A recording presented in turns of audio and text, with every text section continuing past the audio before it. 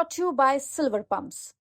Top quality और consistent performance के लिए सिर्फ सिल्वर पंप्स नाम याद रखना। पूर्णिया के निर्दलीय सांसद पप्पू यादव इन दिनों बिहार राजनीति में चर्चा के केंद्र में हैं।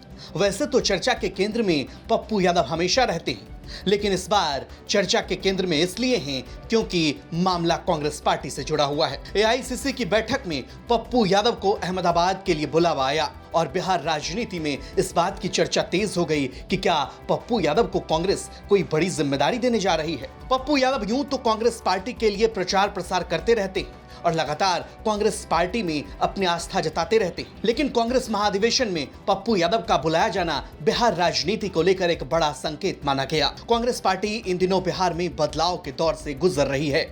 कांग्रेस पार्टी ने एक के बाद एक कई संगठनात्मक बदलाव किए हैं। माना जा रहा है कि इसी कड़ी में पप्पू यादव को अहम जिम्मेदारी दी जा सकती है।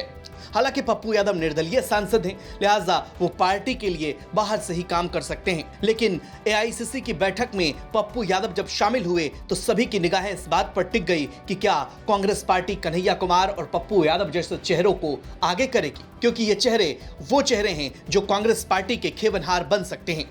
ऐसा राजनीतिक विश्लेषक भी मानते हैं। पप्पू यादव के कद का अंदाजा इस बात से लगाया जा सकता है कि उन्होंने पूर्णिया में निर्दलीय चुनाव लड़ते हुए जीत हासिल की। माना जा रहा था कि वो कांग्रेस पार्टी के टिकट पर चुनाव लड़ेंगे, लेकिन आरजेडी और लालू प्रसाद यादव के बेटों ने ऐसा नहीं होने दिया। पप्पू यादव तेजस्वी यादव और लालू यादव पर भी हमले का एक मौका नहीं चूकते हैं। ऐसे में सबसे बड़ा सवाल है कि अगर कांग्रेस पार्टी पप्पू यादव को कोई बड़ी जिम्मेदारी देती है तो महागठबंधन में कोऑर्डिनेशन कैसे बैठेगा। इसको लेकर वरिष्ठ पत्रकार संजीव पांडे क्या कुछ कहते हैं, सुनिए। पप्पू यादव को गुजरात में कांग्रेस के अधिवेशन में बुलाकर कांग्रेस ने बिहार को लेकर एक अपनी रणनीति स्पष्ट कर दी है और निश्चित रूप से कांग्रेस अपने संगठन को मजबूत करने के लिए उन सारे लीडरों को अपने साथ लेकर चलना चाह रही है जिनके अपने अपने पॉकेट में प्रभाव है। और निश्चित रूप से पप्पू यादव का अपने पॉकेट में पूर्णिया, सहरसा, मधेपुरा के इलाके में प्रभाव है, इसमें कोई शक नहीं है। और दूसरा, उन्होंने एक संकेत दिया है कि वो अब बिहार के अंदर कोई सबऑर्डिनेट पार्टी या किसी भी राजनीतिक दल के बी टीम के रूप में वो काम नहीं करेगी और वो बराबर की हिस्सेदारी मांगेगी। और कांग्रेस फ्यूचर में बिहार के अंदर जो मुस्लिम मतदाता हैं उनको अपने तरफ लाने की कोशिश कर रही है, दलित प्रदेश अध्यक्ष बना के दलित मतदाता को लाने की कोशिश कर रही है।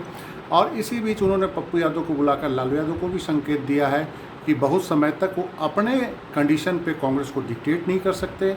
अगर उन्होंने कांग्रेस के साथ गठबंधन रखना है तो निश्चित रूप से कांग्रेस के भी कुछ कंडीशंस मानने पड़ेंगे। जहाँ तक सबको याद है कि पप्पू यादव को अंत में टिकट इसलिए कट गया था पिछले लोकसभा चुनाव में कि लालू यादव सहमत नहीं थे, लेकिन कांग्रेस ने लालू यादव के दो आपत्तियों को दरकिनार कर कन्हैया कुमार और पप्पू यादव को लेकर जो लालू यादव का जो एक आपत्ति थी उसको टोटली कांग्रेस ने इग्नोर किया है और कांग्रेस अपने लेवल पे बिहार में खड़ा होने की कोशिश में लालू यादव को साफ संकेत दे रही है कि हम आपके सारे कंडीशन या अगर आप पार्टी को डिक्टेट करना चाहेंगे तो हम वो नहीं मानेंगे। और जो प्रदेश अध्यक्ष की जो विदाई करी है अखिलेश प्रसाद सिंह की, वो भी लालू यादव के लिए मैसेज है, क्योंकि पूरे बिहार में वो लालू यादव के ही आदमी माने जाते थे और कहा जाता था कि वो लालू यादव के इशारे पे ज़्यादा चलते हैं कांग्रेस को मजबूत करने के बजाय। बहरहाल कांग्रेस पार्टी पप्पू यादव को लेकर क्या फैसला लेती है ये देखना दिलचस्प होगा, लेकिन ये माना जा रहा है कि कोसी और सीमांचल के क्षेत्र में कांग्रेस पार्टी को अगर मजबूत होना है तो उसे पप्पू यादव का सहारा लेना पड़ेगा। ब्यूरो रिपोर्ट, बिहार तक।